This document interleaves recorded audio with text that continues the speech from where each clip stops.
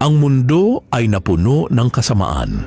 Nakita ng Diyos ang katiwalian ng mundo at nagpasya siyang linisin ito sa pamamagitan ng isang malaking baha. Ngunit si Noe ay nakatagpo ng biyaya sa paningin ng Panginoon. Kaya't sinabi ng Diyos kay Noe, "Aking wawakasan ang lahat ng tao sapagkat ang mundo ay napuno ng karahasan dahil sa kanila. Tiyak kong wawasakin sila pati na rin ang mundo. Gumawa ka ng isang arka mula sa kahoy ng sipres. Ganito mo ito gagawin. Ang haba ng arka ay 300 siko, ang lapad ay 50 siko, at ang taas ay 30 siko.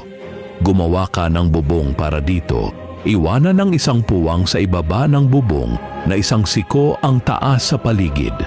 Maglagay ka ng pinto sa gilid ng arka at gumawa ng mababang palapag, gitnang palapag, at itaas na palapag."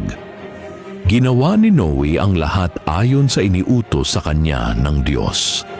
Pagkatapos, sinabi ng Panginoon kay Noe, "Pumasok ka sa arka, ikaw at ang iyong buong pamilya, sapagkat ikaw ay matuwid sa panahong ito. Dalhin mo ang 7 pares ng bawat uri ng malinis na hayop, 1 lalaki at ang kanyang kapareha, at 1 pares ng bawat uri ng di malinis na hayop, 1 lalaki at ang kanyang kapareha.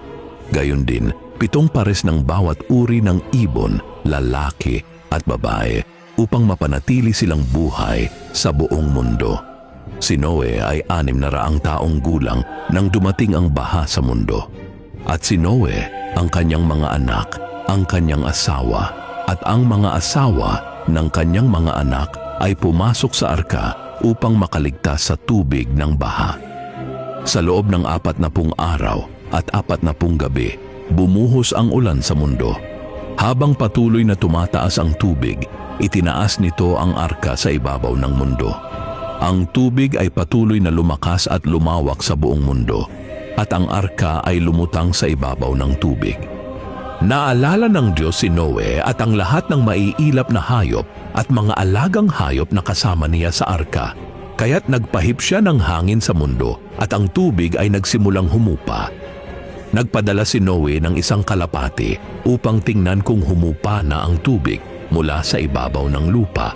Ngunit walang mapwestuhan ang kalapati sapagkat may tubig pa rin sa lahat ng bahagi ng mundo. Kaya bumalik ito kay Noe sa loob ng arka. Naghintay siya ng 7 araw pa at muling nagpadala ng kalapati mula sa arka. Nang bumalik ang kalapati sa kanya sa gabi, may dala itong bagong pinitas na dahon ng olibo sa tuka nito. Noon nalaman ni Noe na humupa na ang tubig mula sa mundo. Pagkatapos, sinabi ng Diyos kay Noe, "Lumabas ka sa arka, ikaw, ang iyong asawa, ang iyong mga anak, at ang kanilang mga asawa. Ilabas mo ang bawat uri ng nilalang na kasama mo, ang mga ibon, ang mga hayop, at ang lahat ng gumagapang sa lupa upang sila'y dumami sa mundo at magparami." Pagkatapos sinabi ng Diyos kay Noe at sa kanyang mga anak na kasama niya, "Itinatag ko ngayon ang aking tipan sa iyo at sa iyong mga inapo pagkatapos mo at sa bawat nilalang na kasama mo, ang mga ibon, ang mga hayop at lahat ng maiilap na hayop, lahat ng lumabas sa arka, bawat nabubuhay na nilalang sa mundo. Itinatag ko ang aking tipan sa inyo, hindi na muling mawawasak ang lahat ng buhay sa pamamagitan ng baha.